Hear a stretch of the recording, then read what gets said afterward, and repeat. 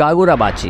कहानी एक छोटे से बच्चे की जो अपने फादर के साथ स्वॉर्ड बनाया करता था, लेकिन उसकी जिंदगी कुछ ही दिनों में ऐसे बदल गई कि उसे स्वॉर्ड बनाना छोड़ स्वॉर्ड उठाना पड़ा। अब ऐसा बदलाव कैसे हुआ उसकी जिंदगी में, आइए समझते हैं चैप्टर 1 मिशन से। चैप्टर की शुरुआत में हम देखते हैं हमारी इस कहानी के मेन कैरेक्टर चिहिरो एंड उसके फादर कुनिशिगे रोकुहिरा को, जहाँ ये दोनों बाप बेटे मिलकर कटाना फोर्जिंग यानी स्वॉर्ड बनाने का काम कर रहे थे। यहाँ हमें चिहिरो के डैड से मालूम पड़ता है कि तलवार बनाने को टेनरेन नाम से भी जाना जाता है एंड यहाँ जो ये तामा हगाने नाम की तलवार बना रहे हैं वो आयरन सैंड नाम के पदार्थ से बनी होती है। अब यहाँ चिहिरो काम करते हुए ही बताता है कि वो रोज इसी जगह पर अपने पापा के साथ स्वॉर्ड बनाता है एंड स्वॉर्ड बनाते वक्त उसके पापा आज एकदम सीरियस मोड में आ गए थे। वैसे उनकी पर्सनैलिटी बिल्कुल अलग है। अब अगले पैनल में हम देखते हैं कि रोकुहिरा फिश पॉट में अपनी गोल्ड फिश को देख रहा होता है। यहाँ चिहिरो थोड़ा कंफ्यूज था कि यार उसके डैड क्या इस फिश पॉट में लगे रहते हैं एंड जब यहाँ चिहिरो घर का कुछ काम कर रहा होता है उस दौरान ही चिहिरो को मालूम पड़ता है कि उसके डैड 2 और नई गोल्ड फिश ले आए हैं।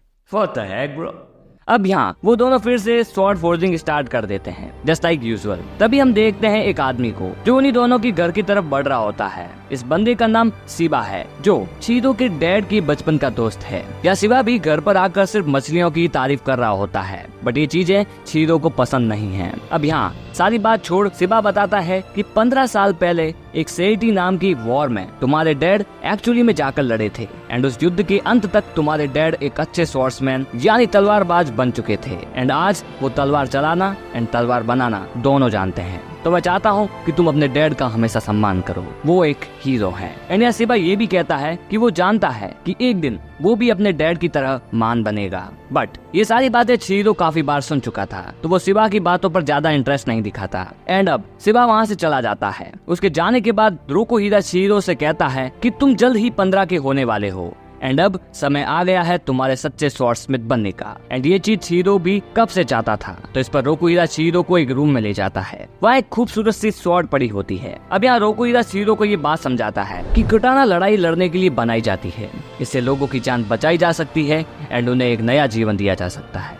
लेकिन फिर भी ये वो टूल है जिससे लोगों को मारा जाता है एंड उनकी मौत का कारण भी हम ही होते हैं। और अगर हमारे द्वारा बनाई गई तलवार किसी बुरे आदमी के हाथ लग गई तो वो ये पूरा संसार खत्म करने की सोचेगा। इसीलिए जब भी तुम एक अच्छी स्वॉर्ड बनाओ तो एक बात का ध्यान रहे, वो स्वॉर्ड उसके असल हकदार तक पहुँचे, वो स्वॉर्ड उसी तक पहुँचे जो स्वॉर्ड के लायक हो एंड इस बात की सतर्कता तुम्हें भी रखनी होगी। आखिर एक दिन तुम भी अपनी पहली तलवार बेचोगे एंड क्या उस चीज का बोझ तुम सह पाओगे? इस पर चिहिरो कहता है कि वो नहीं जानता, लेकिन वो उसके डैड की बात हमेशा याद रखेगा। इस बात पर एंड अपने बेटे पर फुल विश्वास दिखाकर वो उसे एक अच्छा स्वॉर्डस्मिथ बनाने के लिए तैयार था। अब अगले पैनल में हम सिटी का सीन देखते हैं। यहाँ लगभग 3 साल और 2 महीने बीत चुके थे। वहीं हम देखते हैं कि कुछ लोग वहाँ काफी सारे आदमियों को खत्म कर रहे थे। वैसे ये लोग कोरोगुमी नाम की टीम के बंदे हैं एंड ये लोग जिन्हें मारा जा रहा है वो इस टीम के प्रति अपना प्रोटेस्ट दिखा रहे थे। वो चाहते थे कि ये टीम जापान से चली जाए। इनकी वजह से जापान में अशांति आ गई थी एंड ये बंदा अपनी मौत से भी नहीं डर रहा था एंड इसी वजह से ये बंदा इस प्रोटेस्टर को जोर का पंच मार देता है। वैसे ये बंदा जो पंच मार रहा है वो इस टीम का बॉस है एंड अब ये बंदा उसे कहता है कि तू जानता है हमारे साथ कौन है? इस पर वो प्रोटेस्टर कहता है कि हाँ होगा कोई सोर्सरर, लेकिन उससे क्या, वो नहीं डरता उन लोगों से, बुला लो अपने उस जादूगर को, ऐसा वो कहता है। एंड रैंडमली वहीं एक सोर्सरर उनकी बात सुन रहा होता है। वैसे इस बात को सुनकर वो गुस्सा हो जाता है एंड वो अपनी सोर्सरी से उस बंदे को पकड़ लेता है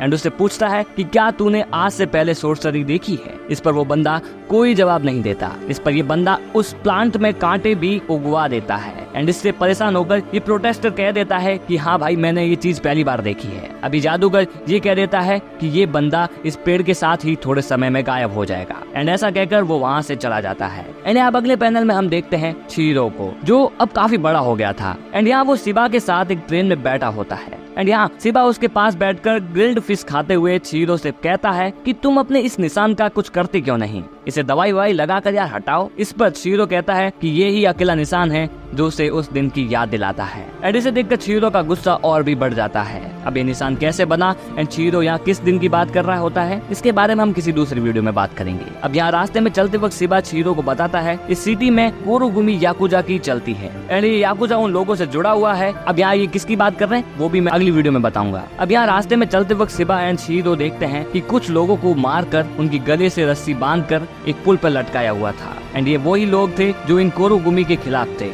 एंड इसी वजह से इनका ये हाल हुआ। एंड यहाँ इन लोगों की ऐसी हालत देखकर चिहिरो हैरान हो जाता है एंड वहीं डिसाइड कर लेता है कि इन लोगों को तो उसे देखना ही पड़ेगा। अब यहाँ शिबा चिहिरो को उनके बेसमेंट की तरफ ले जाता है। वहीं हम यहाँ उनके बेसमेंट का सीन देखते हैं जब कुछ लोग हंस खेल कर बात कर रहे होते हैं, लेकिन तभी अचानक से एक तलवार आकर एक बंदे का गला काट कर सामने की दीवार में लग जाती है एंड सभी कुछ रिएक्ट करते उससे पहले ही चिहिरो उन सबको एक साथ ही अपनी तलवार से काट डालता है। वहीं दूसरी तरफ वो लोग अभी भी बेसमेंट के अंदर उस बंदे को परेशान कर रहे थे। अब तो वो उस बंदे की छोटी बहन को भी लाने जा रहे थे, लेकिन उन्हें क्या मालूम था कि बाहर उनका बाप खड़ा था। दरवाजा खुलते ही चिहिरो उन लोगों को मारना शुरू कर देता है एंड यही हमें ये भी मालूम पड़ता है कि चिहिरो एक ग्रेट स्वॉर्ड्समैन बन चुका है विद स्पेशल एबिलिटी, बिकॉज उसकी कटाना सोर्सरी से भरी हुई थी। यहाँ उसकी कटाना निकलते ही चिहिरो के दोनों ओर हमें 2 बड़ी गोल्ड फिश दिखाई देती है एंड एक बार उसके डैड ने उसे एक ब्लैक गोल्ड फिश दिखाई थी जो बुराई को खत्म करती है। तो आज चिहिरो उसी ब्लैक गोल्ड फिश का यूज करके सभी को धड़ाधड़ खत्म करने लगता है।